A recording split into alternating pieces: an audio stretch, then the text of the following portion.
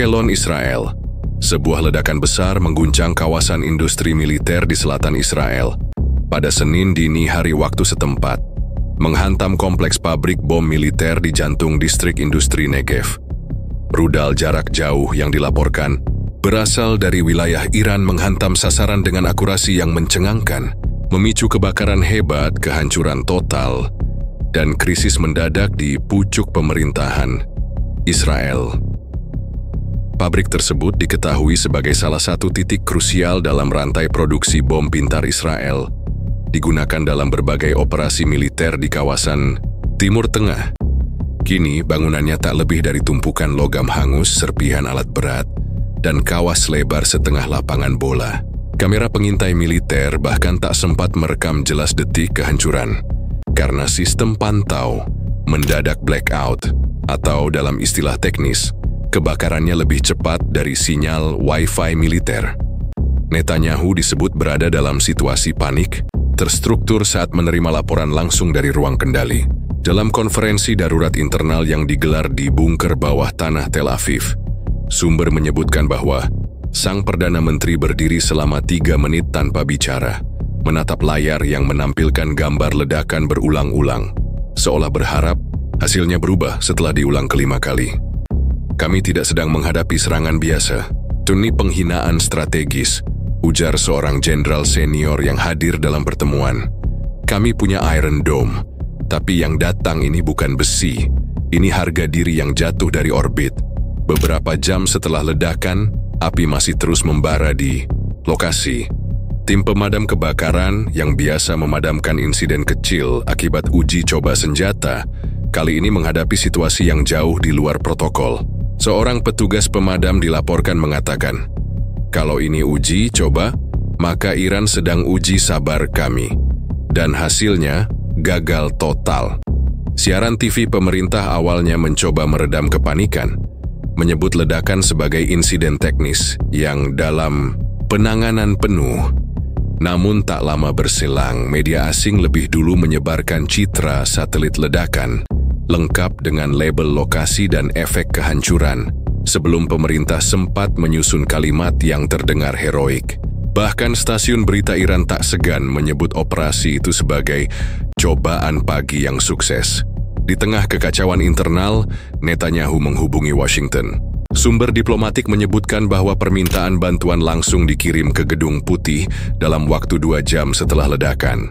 Namun jawaban dari AS justru membuat banyak pejabat Israel terdiam. Kami mengevaluasi situasi, jawab juru bicara Departemen Pertahanan Ali Selam.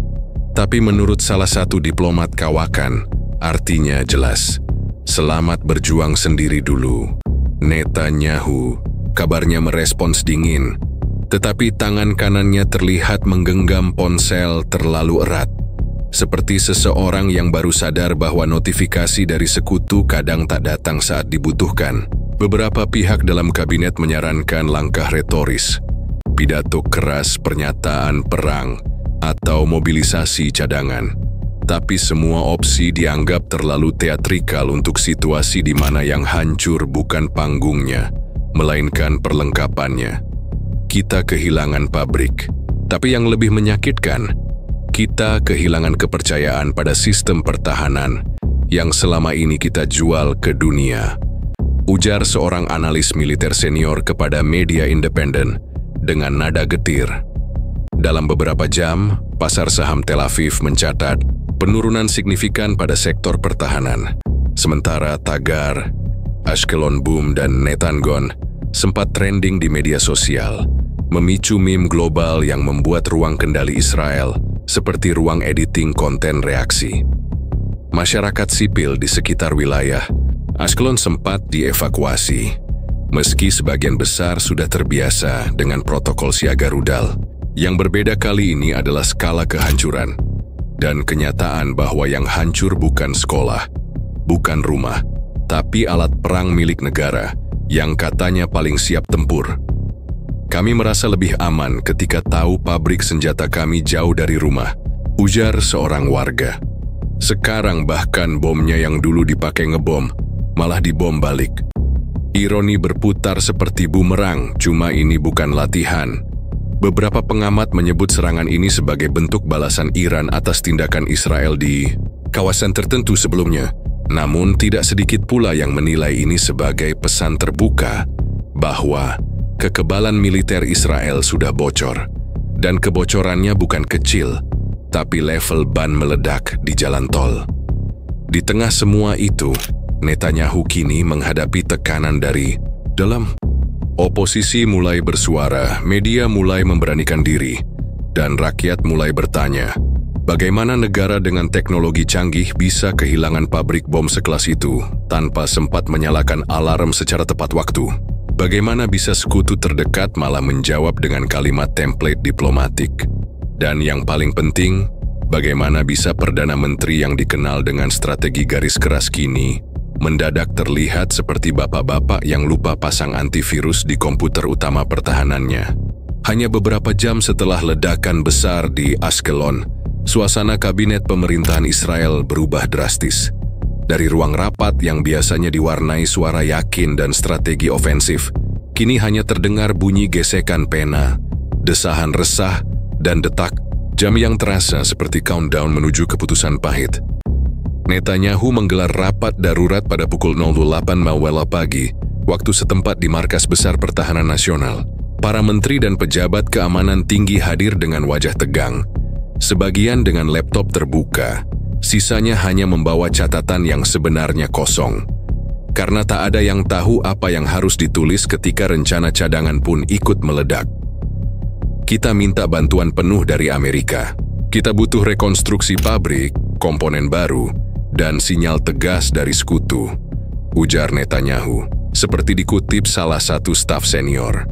Namun yang datang dari Washington bukan armada bantuan, bukan pesawat tempur, bukan drone pendeteksi panas, melainkan sebuah pernyataan pers singkat dari juru bicara Gedung Putih, yang terdengar seperti pesan penolakan kartu kredit.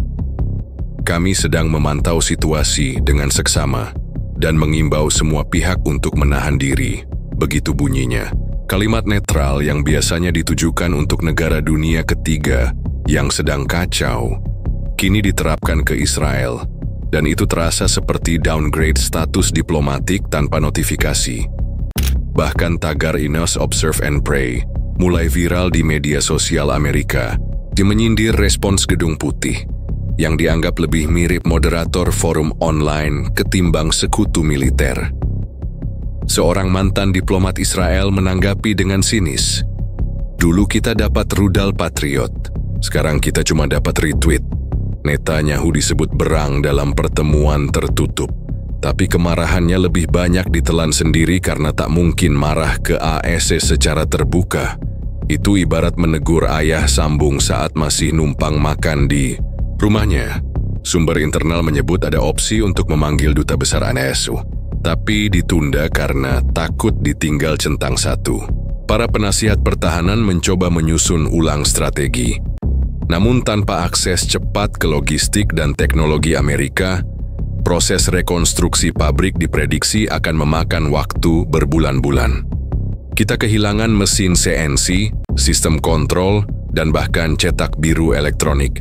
Ironisnya, semuanya di-backup di server yang ikut meledak, karena ditempatkan di ruangan yang sama demi efisiensi, ujar salah satu teknisi militer yang diwawancarai anonim. Sementara itu, reaksi di parlemen mulai memanas. Partai oposisi menyebut insiden ini sebagai tanda bahwa kebijakan luar negeri Israel kini lebih banyak mencetak musuh daripada mencetak kemenangan.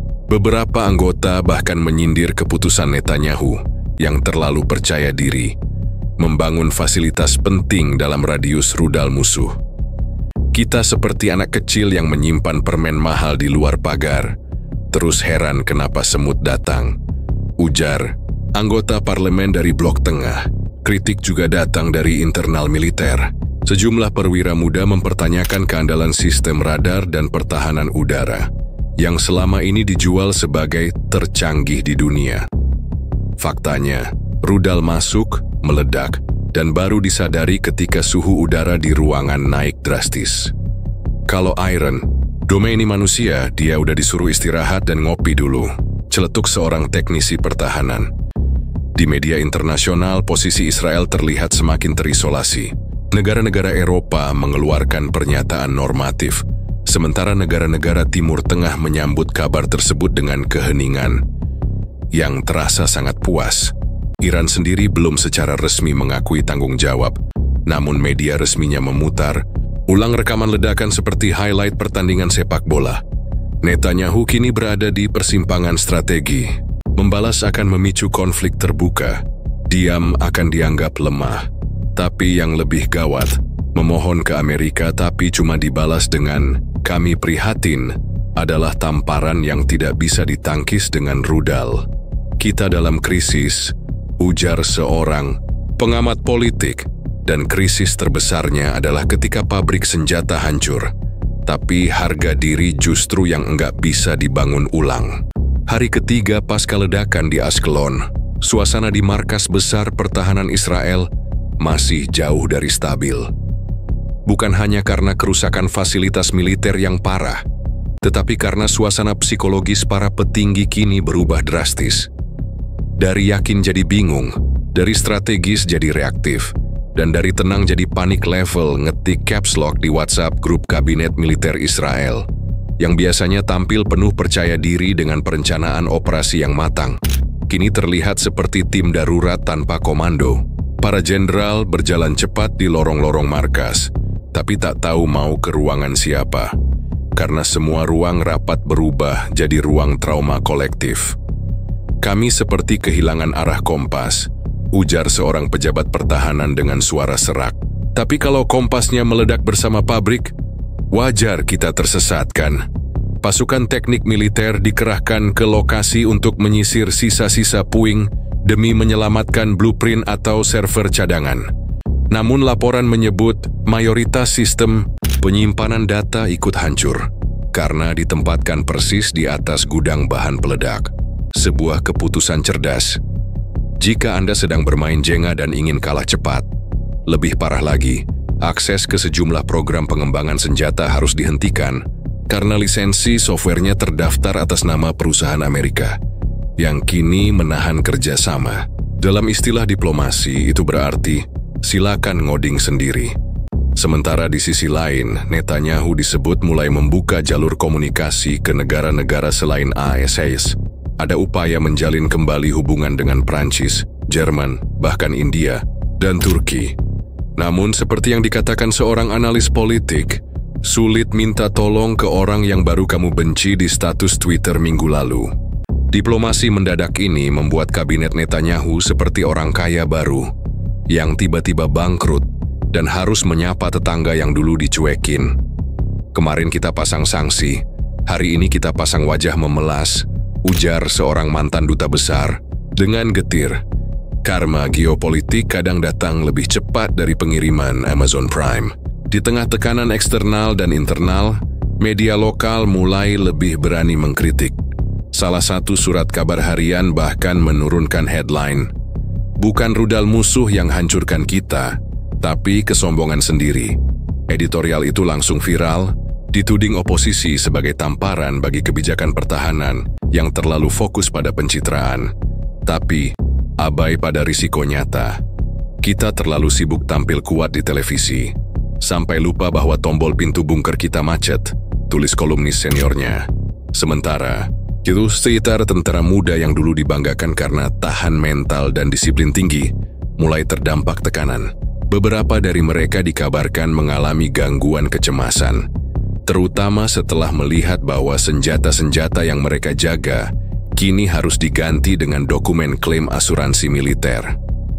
Di beberapa pangkalan, instruktur dilaporkan mulai mengubah materi pelatihan, bukan lagi soal strategi penyerangan, tapi soal bagaimana menghindari jadi bahan meme internasional.